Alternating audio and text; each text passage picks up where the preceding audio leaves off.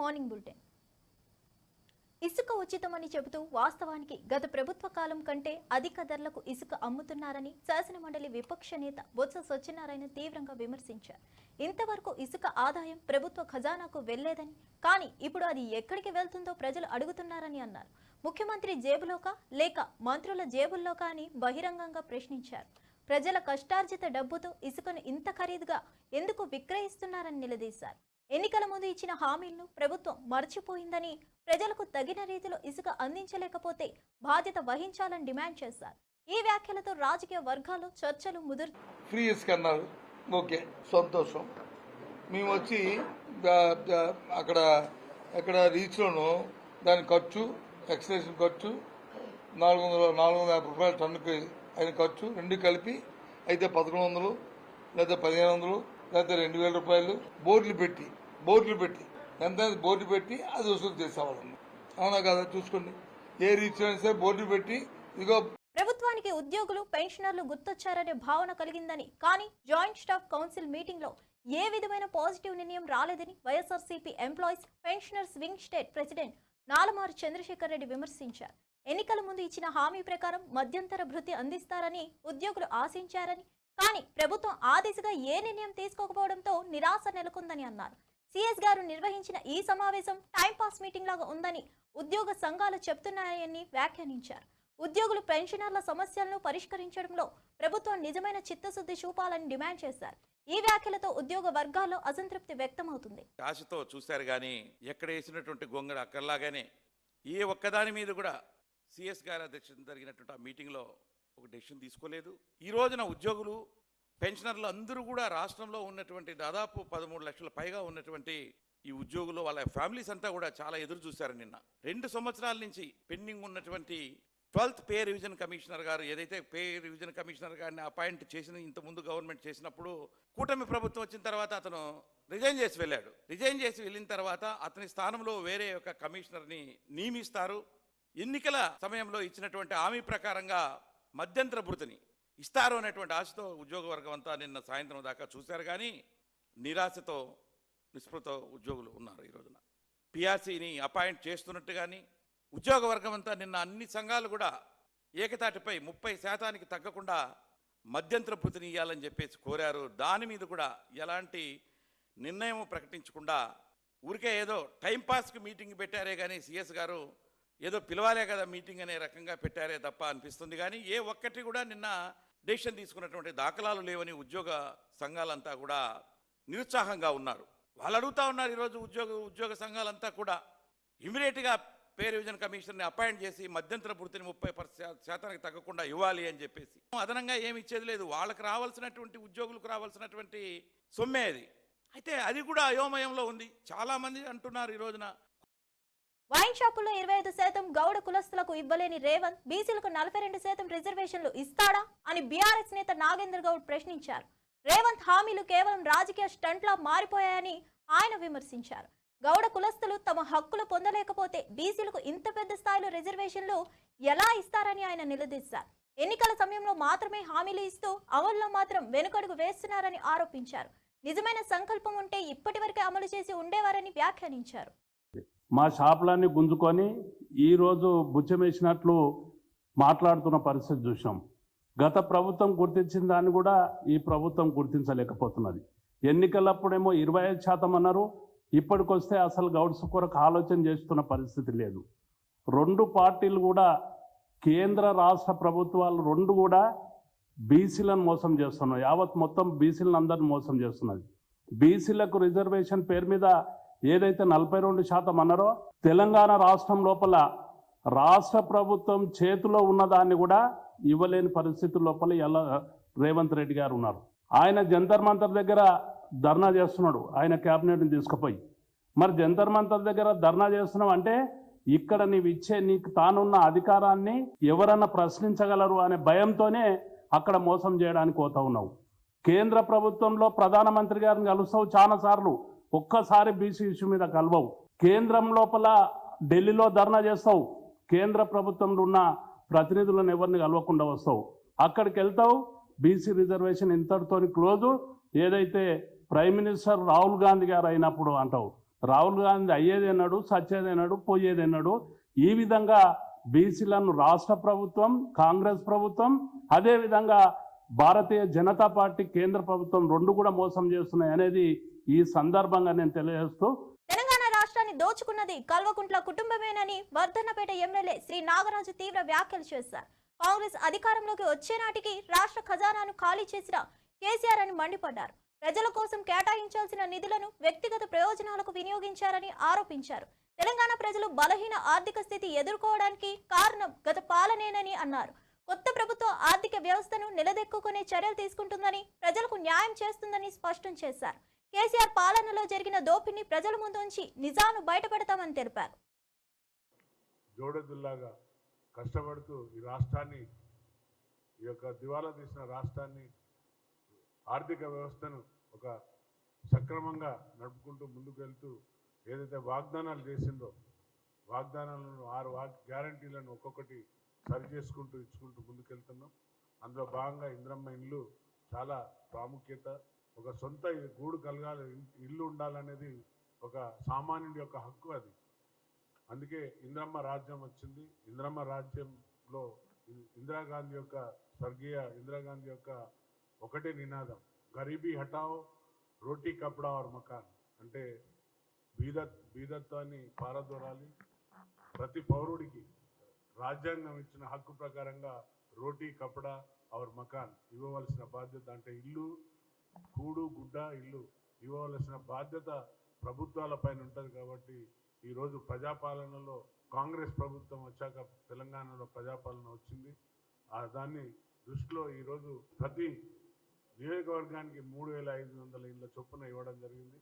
అన్నీ ఇప్పుడు రూఫ్ లెవెల్లో చాలా వరకు, కొందరు బేస్మెంట్, కొందరు గోడల లెవెల్, తర్వాత రూఫ్ కూడా వేసుకున్నారు. అతి త్వరలో గౌరవ ముఖ్యమంత్రి గారి చేతుల మీద వారి గృహప్రవేశం కూడా జరుగుతుందని నేను ఈ మీడియా ముఖం ద్వారా మీ అందరికీ తెలియపరుస్తున్నాను. హైదరాబాద్ ను గ్రీన్ సిటీగా, ఫ్లడ్ ఫ్రీ సిటీగా మార్చే దిశగా చర్యలు చేపట్టామని హైడ్రా కమిషనర్ రంగనాథ్ స్పష్టం చేశారు. కూకట్పల్లి నల్ల చెరువు అభివృద్ధి, సుందరీకరణ పనులను పరిశీలించిన ఆయన, మంచి పనులు చేయాలంటే కొంత కష్టతరమైన, ఆ తర్వాత వచ్చే ఫలితాలు గొప్పగా ఉంటాయని అన్నారు. నల్ల చెరువులోకి వర్షపు నీరు చేరేందుకు 7 ఇన్లెట్లు ఏర్పాటు చేశామని, చేపట్టిన చర్యల వల్ల చెరువు విస్తీర్ణం 27 ఎకరాలకు పెరిగిందని వివరించారు.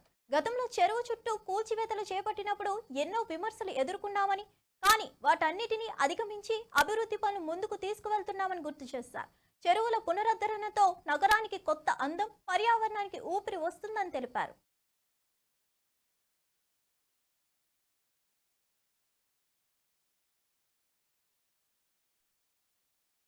ఒక బతుకమ్మ కుంట తయారైనా, లేకపోతే ఒక కూకట్పల్లిలో ఉన్నటువంటి నల్ల చెరువు తయారైనా, లేకపోతే ఎక్కడైనా కానీ కూడా చెరువులు కానీ, లేకపోతే పార్కులు కానీ, ఇట్లాంటివన్నీ కూడా రేపు మనం తయారు చేసుకుంటుంటే కనుక రేపు మనకు ఒక మంచి గ్రీన్ సిటీ, ఒక సేఫ్ సిటీ, ఫ్లడ్ ఫ్రీ సిటీగా దేశానికి ఒక రోల్ మోడల్ గా కూడా చూపించడానికి ఆస్కారం అవుతుంది. సో దీంట్లో రాజకీయాలకు అతీతంగా కూడా ఈ చెరువుని డెవలప్ చేసాం. ఈ ప్రాంతంలో ఉన్న వేలాది మందికి ఈ చెరువు రేపు ఒక అద్భుతమైన ఫెసిలిటీగా ఉంటుంది. వాళ్ళకి వాటర్ ప్రాబ్లం ఉండదు, దాంతోపాటు ఫ్లడింగ్ ప్రాబ్లం ఉండదు, మంచి వాకింగ్ ట్రాక్స్ వస్తాయి, పిల్లలు ఆడుకోవడానికి ఇక్కడ అద్భుతమైన ఫెసిలిటీస్ ఉంటాయి. చిన్న చిన్న ఫంక్షన్స్ చేసుకోవడానికి కూడా కమ్యూనిటీ హాల్స్ లాగా పెడుతున్నాం. మురికి నీళ్లు రాకుండా, వాసన రాకుండా కూడా దీనికి తయారు చేసినటువంటి అన్ని విధాలుగా ఒక మల్టీపర్పస్ గా దీన్ని తయారు చేస్తున్న ఈ 6 చెరువులు చేస్తున్నాం. ఇప్పుడు ఇంకా ముందు ఇంకా దాదాపు ఒక 10-13 చెరువులు కూడా పైప్ లైన్ లో ఉన్నాయి. అవి కూడా తయారు చేసి సిటీని ఫ్లడ్ నుంచి విముక్తి చేయడానికి త్వరలో మేమందరం కూడా ఫ్లడ్ మేనేజ్మెంట్ ని అడ్రస్ చేయడానికి చేస్తాం.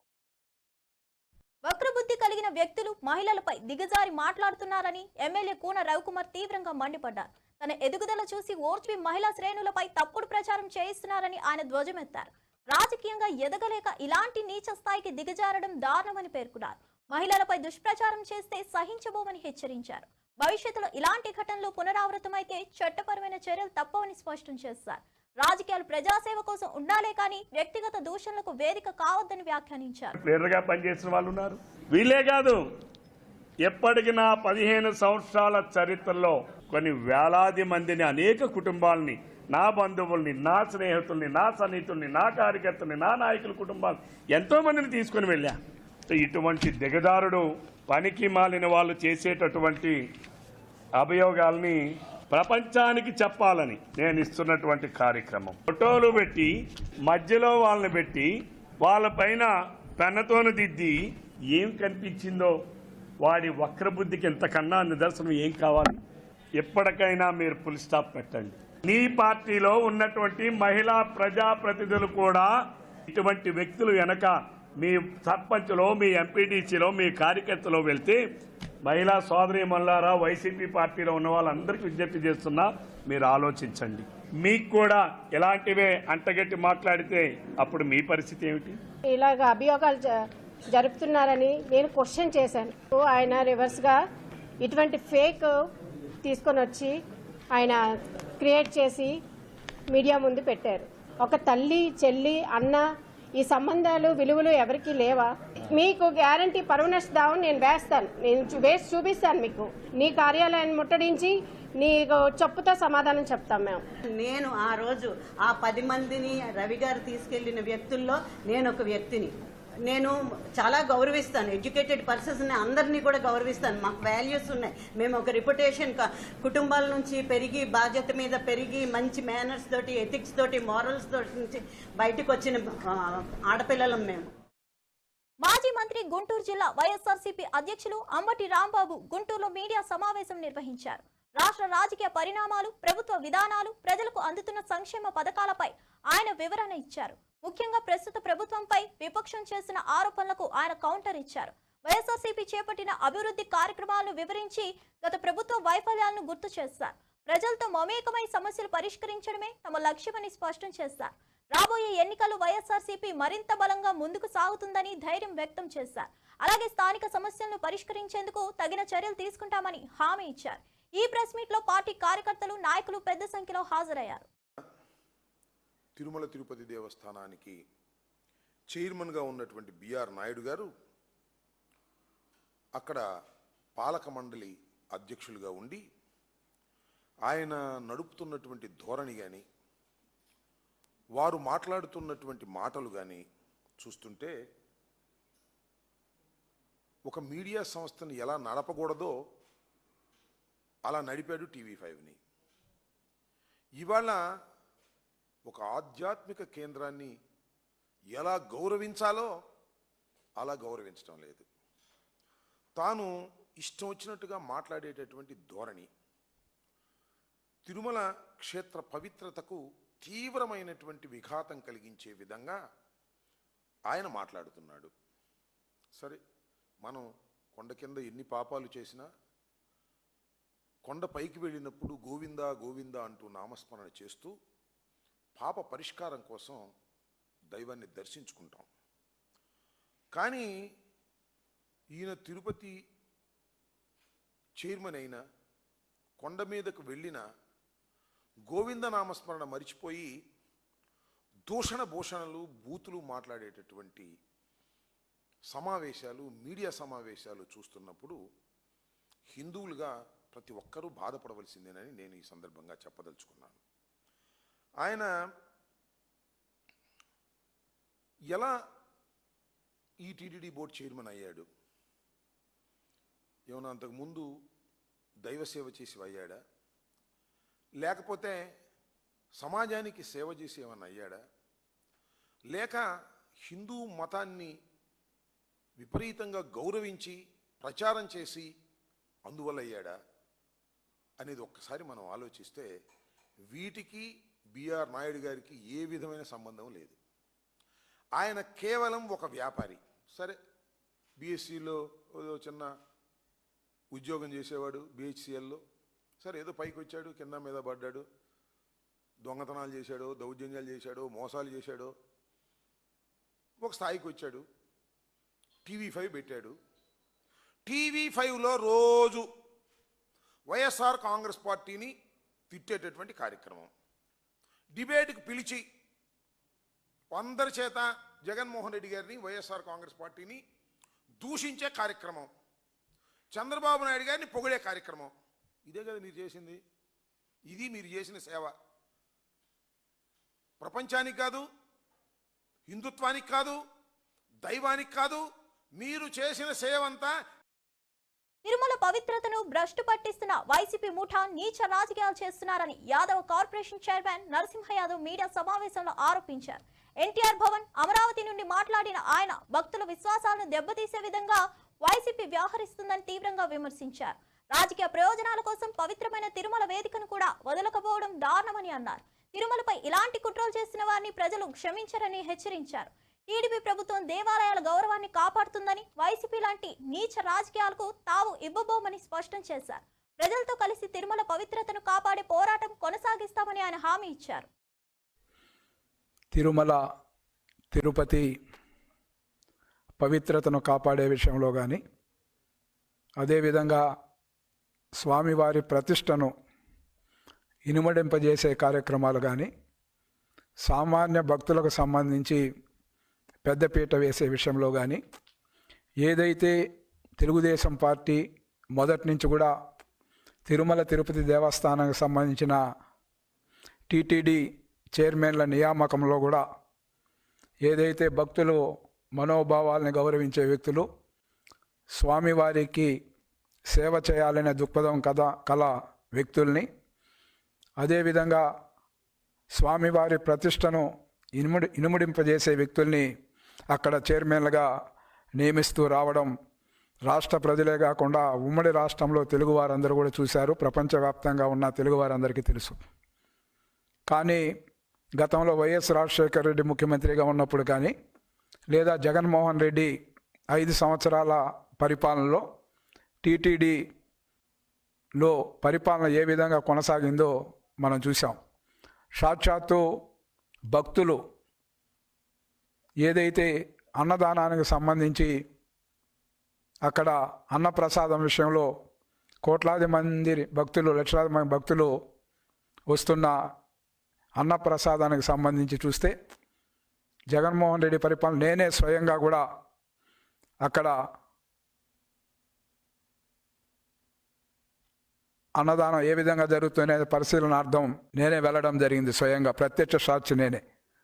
అక్కడికి వెళ్ళినప్పుడు ఆ క్యాంటీన్లో కానీ, అక్కడ వాడుతున్న వస్తువులు కానీ, అక్కడ వాడుతున్న బియ్యం కానీ, తదితర వస్తువులు చూస్తే చాలా నాసిరకంగా, ఎందుకంటే భక్తులకి మెరుగైన భోజన వసతి కల్పించాలనే ధ్యేయంతో అన్నప్రసాదానికి సంబంధించి అన్నదానం అక్కడ జరుగుతూ ఉంటే కోట్లాది రూపాయలు భక్తులు ఇచ్చిన సొమ్ముని ఏ విధంగా దుర్వినియోగం చేశారో, ప్రతిరోజు లక్షలాది మంది యాత్రికులకు పెట్టే భోజనం విషయంలో కూడా ఆనాటి పాలకులు జగన్మోహన్ రెడ్డి కానీ, అదేవిధంగా కరుణాకర్ రెడ్డి కానీ, లేదా ఆడ వైవి సుబ్బారెడ్డి కానీ ఏ విధంగా ప్రవర్తించారో అదొక ఘటన. అదేవిధంగా నేను ఎన్నికల ముందు చెప్పాను, స్వయంగా వెంకటగిరి సభలో ఏదైతే తిరుమలలో అనాదిగా కూడా తిరుమల 4 మాడ వీధుల్లో లడ్డూకు సంబంధించిన గుమగుమలు ఎక్కడికి వెళ్ళాయని ప్రశ్నించాం. ఆ రోజు కూడా కరుణాకర్ రెడ్డి అక్కడ చైర్మన్గా వ్యవహరిస్తూ ఉన్నాడు. ఏనాడు కూడా అక్కడ వచ్చిన విమర్శలకి సమాధానం చెప్పిన దాఖలాలు లేవు. కానీ ఆ రోజు నుంచి ఈ రోజు వరకు కూడా చూస్తే ఈరోజు కరుణాకర్ రెడ్డి ఏ విధంగా నీతులు వల్లిస్తూ ఉన్నాడో మనం చూస్తా ఉన్నాం. ఏదైతే ఈరోజు స్వామివారి ప్రసాదంలో ఏ విధంగా కల్తీ జరిగిందో దానికి సమాధానం చెప్పే పరిస్థితులు లేవు కరుణాకర్ రెడ్డి దగ్గర. అదేవిధంగా జగన్మోహన్ రెడ్డి ముఖ్యమంత్రిగా ఉన్నంతకాలం తిరుమలలో ఏమి జరిగిందో కొన్ని ఉదాహరణ 2 చెప్పడం జరిగింది. అదేవిధంగా తిరుమలలో భారీ ఎత్తున కూడా ఆడ పెట్టుకునే వ్యాపారం చేసే తట్టల వ్యాపారం పేరుతో ఒక పెద్ద షెడ్ ఒకటి, ఏదైతే పాత కళ్యాణ కట్ట దగ్గర పెద్ద ఒక షెడ్డు, యాత్రికులు ఆడ వర్షం వచ్చినా లేకపోతే తిట్టే వారిని రప్పా రప్పా నరుకుతామనే వారిని ప్రోత్సహించేది ముఖ్యమంత్రి జగనే అని ఎమ్మెల్సీ బీద రవిచంద్ర యాదవ్ మీడియా సమావేశంలో విమర్శించారు. ఎన్టీఆర్ భవన్ అమరావతి నుండి మాట్లాడుతూ రాష్ట్రంలో రాజకీయ సంస్కృతిని దిగజార్చింది వైసీపీ పాలనేనని అన్నారు. ప్రజలకు ఆదర్శంగా ఉండాల్సిన నాయకులు అసభ్య పదజాలాన్ని ఉపయోగించడం దారుణమని మండిపడ్డారు. జగన్ నేతృత్వంలో వైసీపీ పార్టీ సంస్కారం లేకుండా వ్యవహరిస్తుందని, ప్రజలతో పాటు ప్రతిపక్ష నాయకులను కూడా అవమానించడమే లక్ష్యంగా పెట్టుకున్నారని ఆరోపించారు. ఇలాంటి వ్యవహారాలను ప్రజలు గమనిస్తున్నారని, రాబోయే ఎన్నికల్లో వైసీపీకి తగిన బుద్ధి చెబుతారని విశ్వాసం వ్యక్తం చేశారు. ఒక విష ప్రచారాన్ని ప్రభుత్వం పైన, తెలుగుదేశం పార్టీ మంత్రులపైన, ఎమ్మెల్యేలపైన, పథకాలపైన వ్యూహాత్మకంగా వ్యవహరిస్తున్నట్టుగా ఉంది. వారి పరిస్థితి చూస్తే రాక్షసులు రామాయణం రాసినట్టుగా ఉంది. చంద్రబాబు నాయుడు గారన్నా తన పరిపాలనలో చిన్న తప్పులను కూడా సహించడు, క్రమశిక్షణకు మారుపేరు అనేటువంటిది చంద్రబాబు నాయుడు గారు. అది పార్టీ అధ్యక్షుడిగా, ముఖ్యమంత్రిగా తన పరిపాలన ద్వారా ఈ దేశానికే ఒక విజనరీ ఉన్నటువంటి నాయకుడు, ముఖ్యమంత్రిగా చంద్రబాబు నాయుడు గారి పేరు దేశమంతా మారుమోగుతుంటే టీడీపీ పార్టీ సంక్షోభంలో సీనియర్ ఎన్టీఆర్ ను పక్కన పెట్టి చంద్రబాబు నాయుడుకి జస్టిస్ సుదర్శన్ రెడ్డి మద్దతు తెలిపారని కాంగ్రెస్ ఎంపీ మల్లు రవి గుర్తు చేశారు. ఆ కృతజ్ఞత భావంతో అయినా చంద్రబాబు ఇప్పుడు మా ఉపరాష్ట్రపతి అభ్యర్థికి మద్దతు తెలపాలని డిమాండ్ చేశారు. కాంగ్రెస్ పార్టీ ఎంపిక చేసిన అభ్యర్థి సామాజిక న్యాయాన్ని ప్రతిబింబిస్తారని, అందుకే అన్ని పార్టీలు మద్దతు ఇవ్వాలని పిలుపునిచ్చారు. గతంలో టీడీపీకి ఇచ్చిన తోడ్పాటు గుర్తించుకొని ఇప్పుడు కాంగ్రెస్ అభ్యర్థికి అండగా నిలబడడం సమంజసమని అన్నారు. మరి అందువల్ల చంద్రబాబు నాయుడికే ఆ గుర్తు చెందుతుందని అప్పుడు ఇచ్చేటటువంటి దాంట్లో ఆయన ఉన్నారు. అది దృష్టిలో పెట్టుకునైనా చంద్రబాబు నాయుడు గారు ఆ గుర్తు వల్లనే చంద్రబాబు నాయుడు 2-3 సార్లు, అప్పుడు 2 సార్లు అయ్యాడు, మొన్న ఒకసారి అయ్యాడు, మళ్ళీ ఇప్పుడు అయ్యాడు, 4 సార్లు సీఎం అయ్యాడు. మరి కృతజ్ఞతాభావాన్ని చూపిస్తారని మేము అనుకుంటున్నాం. అనకాపల్లి జిల్లా నర్సీపట్నంలో పుష్ప సినిమా తరహాలో గంజాయి రవాణా ప్రయత్నాన్ని పోలీసులు అడ్డుకున్నారు. ప్రత్యేక సమాచారంతో తనిఖీలు చేపట్టిన పోలీసులు AP 28A Z1635 KN19 NQ 3648 నెంబర్ల కార్లను క్షుణ్ణంగా పరిశీలించారు. డ్రైవర్ సీటు కింద ప్రత్యేకంగా ఏర్పాటు చేసిన రహస్య అరణలో 60 కేజీల గంజాయిని స్వాధీనం చేసుకున్నారు. దీని విలువ సుమారు 15 లక్షల రూపాయలు ఉంటుందని తెలిపారు. ఈ ఆపరేషన్లో మొత్తం 8 మందిని అరెస్ట్ చేసి 3 వాహనాలు, 8 సెల్ ఫోన్లను కూడా స్వాధీనం చేసుకున్నారు. నర్సీపట్నం పోలీసులు ఈ విజయవంతమైన చర్యతో అక్రమ రవాణాకు గట్టి చెక్ వేశారు. ఈరోజు ఈ ప్రెస్ మీట్ పెట్టడం జరుగుతుంది. అయితే వచ్చిన పక్కా సమాచారం మీద, మన ఎస్పీ గారు ఇచ్చిన సమాచారం మీద నర్సీపట్నం రూరల్ ఇన్స్పెక్టర్ గారు రేవతమ్మ గారు మరియు రూరల్ ఎస్ఐ రాజారావు గారు, అలాగే గొలుగొండ ఎస్ఐ రామారావు, తర్వాత సిబ్బంది కొండబాబు, పైలట్, అంటే యాక్చువల్గా అక్కడ exchange of vehicle to vehicle ganja shift అవుతుందండి. ఆ సమయంలో మన వాళ్ళు రైడ్ చేసి మొత్తం టోటల్ 8 మంది అక్యూజ్డ్ని మనం అరెస్ట్ చేయడం జరిగింది. వాళ్ళు మెయిన్ ఇందులో వంతల బుజ్జిబాబు అండి. వంతల బుజ్జిబాబు ఈయనది లోతుగడ్డ, మేడూరు గ్రామం, లోతుగడ్డ పంచాయతీ, చింతపల్లి మండలం అండి. ఈయన మొత్తం ఈ గంజాయి అంతా కూడా ఒరిస్సాలోని హరికరా అని చెప్పేసి వాడిది పప్పులూరు విలేజ్ మల్కన్గిరి అండి. వాడి దగ్గర నుంచి ఈ ప్రొక్యూర్ చేయడం జరిగింది గంజాయి అంతా కూడా. అక్కడనే ఒక కారులోని టోటల్ అండర్ నీత్ అనమాట, పూర్తిగా ఒక అరొకటి క్రియేట్ చేశారు. అందులోని ఈ గంజాయిని ప్యాక్ చేయడం జరిగింది. 60 కిలోల గంజాయిని కూడా అందులో పెట్టి తీసుకొని వచ్చారు. తీసుకొని వచ్చి అక్కడి నుంచి డౌనూరు దగ్గర వరకు కూడా, అంటే వయా చింతపల్లి వీటి మీదుగా డౌనూరు చెక్ పోస్ట్కి ఇంకా ముందుగానే అక్కడ రొబ్బసింగి దగ్గరలోని ఆపి అక్కడి నుంచి వయా వేరే రూట్ తీసుకొని ఆ చెక్ పోస్ట్ని అవాయిడ్ చేస్తూ రొబ్బసింగి, అలాగే మరిపాలెం దీని మీదుగా వచ్చి రిట్టవానిపాలెం దగ్గరకు వచ్చారు. రిట్టవానిపాలెం దగ్గరకు వచ్చేసరికి కర్ణాటక నుంచి మిగతా అక్యూజ్డ్ ఎవరైతే ఉన్నారో డెస్టినేషన్ పాయింట్ అనమాట వాళ్ళది, మహమ్మద్ జాముద్దీన్ కర్ణాటక, అలాగే సంతోష్ చిక్మంగళూరు కర్ణాటక, అట్లాగే సిద్ధేష్ ఈయనది కూడా కర్ణాటక అండి, నయీం ఈయన కారు ఓనర్ అనమాట. ఈయన వీళ్ళంతా కలిసి అక్కడి నుంచి షిఫ్ట్ చేసి వీళ్ళ కారులో షిఫ్ట్ చేస్తుండగా మనం పట్టుకోవడం జరిగింది. పట్టుకొని వాళ్ళ దగ్గర నుంచి ఈ 60 కేజీల గంజాయిని మరియు 2 కార్లు, ఒకటి AP 28A Z1635 Hyundai సాంత్రో car, అట్లాగే ఇంకోటి KA19 MQ 3648 కార్ ఒకటి, అట్లాగే పైలటింగ్ అండి. దీనికి ఒక జువెనల్, ఆయన పేరు అది కూడా మనం చెప్పకూడదు, ఆయన కూడా చింతపల్లి దగ్గర నుంచి పైలట్ చేసుకుంటూ వస్తున్నాడు. వీళ్ళందరినీ కూడా మనం అదుపులోకి తీసుకోవడం జరిగింది. అదుపులోకి తీసుకొని ఈరోజు నర్సీపట్నం రూరల్ పోలీస్ స్టేషన్లో కేసు రిజిస్టర్ చేయడం జరిగింది.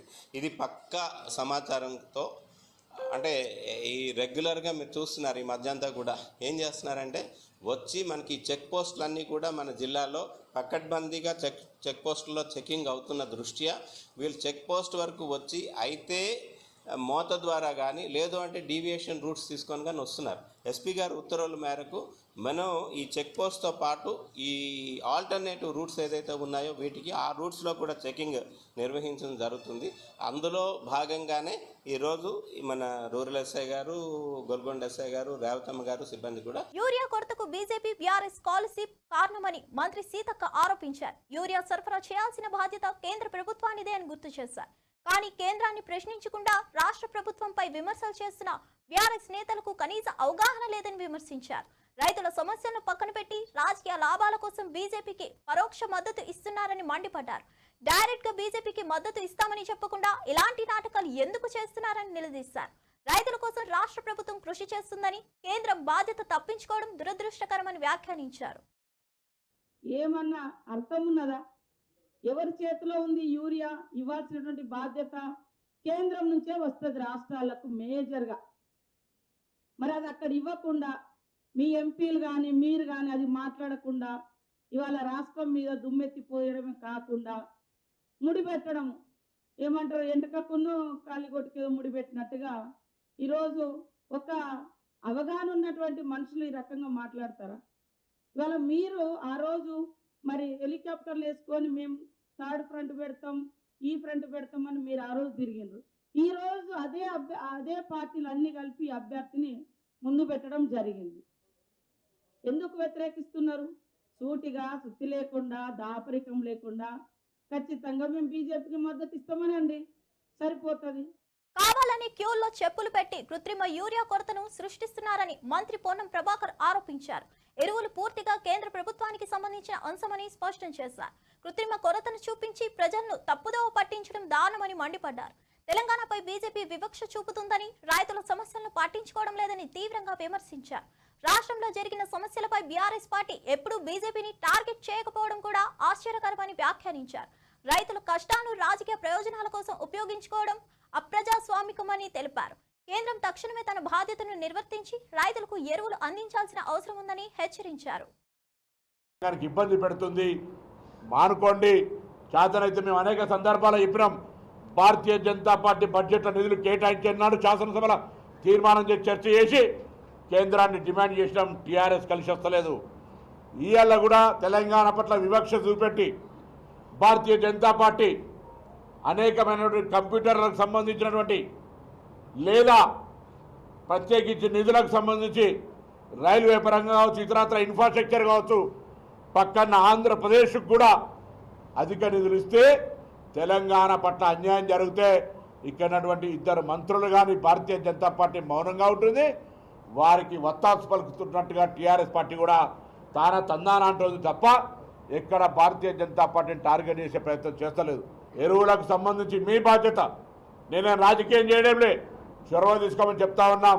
పార్లమెంట్ సభ్యుడిగా బాధ్యత వహించమని విజ్ఞప్తి చేస్తూ ఉన్నాం. ఇక్కడ దేశమంతా ఎట్లున్నా ఢిల్లీకి రాజైన తల్లి కొడుకన్నట్టుగా నీ లోక్సభ నియోజకవర్గం, నీ ఉమ్మడి జిల్లాకు సంబంధించి తెలంగాణ రాష్ట్రం ఈ గడ్డ ఎక్కడ కూడా ఎరువుల కొరత లేకుండా చూసే బాధ్యత మీది అనే మాట సందర్భంగా విజ్ఞప్తి చేస్తా ఉన్నాం. ఇవండి ఈనాటి విశేషాలు. మరో బులెటిన్తో మళ్ళీ కలుద్దాం.